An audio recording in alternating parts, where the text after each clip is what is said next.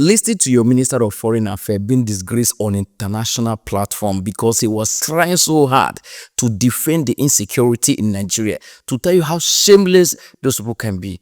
Wait, let me explain. Or let's say, more watch them together. Well, there is definitely a problem with Islamist terrorism, but just because Muslims are being murdered, it does not negate the fact that there is a targeted ethnic cleansing of Christian Nigerians. One does not negate the other. What we can conclude from this is that there is definitely an Islamist problem. Now, one thing that the Nigerian minister is purposely forgetting to put out there is that it's not just Boko Haram, it's also the Fulani militants. Not a lot of people know about the Fulani militants. The Fulani Islamists are also the ones who are generally targeting the Christian Nigerians, especially in the Plateau Belt. And I've had several Nigerian Christians come on and speak about this. In fact, I have seen videos where you have the Fulani militants, on their motorcycles with machetes. They're driving through various towns, and you have the Nigerian military who's supposed to prevent them from going. They're getting orders to stand down and allow the Fulani militants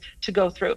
Again, Pierce, the loss of life is horrible. But as you can tell from the minister, he's avoiding questions. He's avoiding eye contact. Instead of actually answering the questions, he's focusing more on trying to attack me and trying to, go after me because I'm not as familiar with the Constitution. I don't need to be familiar with the Constitution of Nigeria to understand that, over 50,000 Christians have been murdered since 2009. I don't have to be familiar with the Constitution of Nigeria to know that when someone yells Allahu Akbar before they massacre 200 Christians and burn Christian churches, that's not just banditry, that's jihad. And I think the reason that the foreign minister does not want to admit this is because they are somehow complicit in this. And, he is purposely saying that he is willfully ignorant, because how could the Nigerian government not know if those people who have been murdered are Christian or Muslim? The reason that he's avoiding saying that is because if they actually put out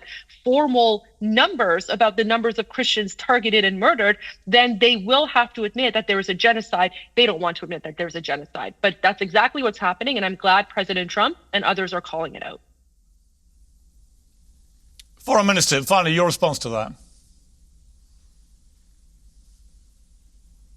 Well, like I said, the lady and people like her trade in starting wars in faraway places where they have no contact, they have no understanding of, and they can do that from their armchairs from a safe distance.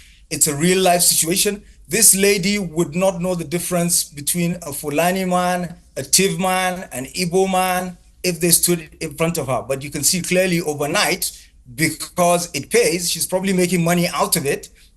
Actually, I'm getting $0 for this. I'm getting paid zero. I'm getting paid zero for this. I have been speaking out against human rights violations. Listen, Pierce, as you can tell, he's not able to actually answer anything that I'm saying. All he does is just attack me and attack my credibility. So I think this shows the viewers exactly where the Nigerian government is going to keep on insisting that he has not heard the figures. So that's what she's trying to do. Start a war. They want to break up Nigeria the same way they broke up Sudan, and now they've run away. She's not talking about Sudan anymore. She's not talking about South Sudan. I actually have talked about Sudan in other episodes as well. For Sudan to be dismembered.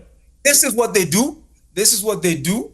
What they try to do to Africa. Nigeria is the largest country on the African continent.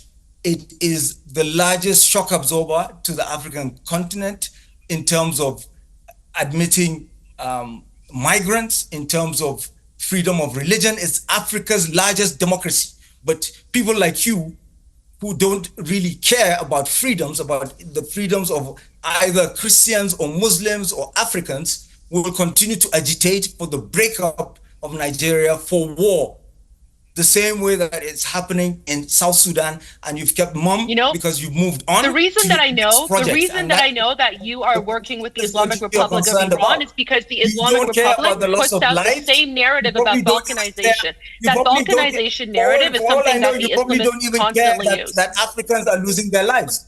To you, it's just another black country to be broken up. You don't care who Your dies, hands whether are the they're one that's Christian covered or in Muslim. blood, not mine. But we've seen you Not mine. many I'm not times. denying the And Christian guess genocide, what? but you are. It's not Shame going to on you. happen to Nigeria. Shame on you. Move on to your next project.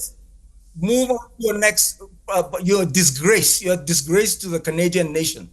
I'm shocked that you say that you actually practice as a politician in Canada. Move on to the next episode. Leave us alone. I come in peace, so I just say make I bring you waiting this up. Use your mind. Tell me what you think in the comment section. But before you do, please, don't even, no need for that, no need.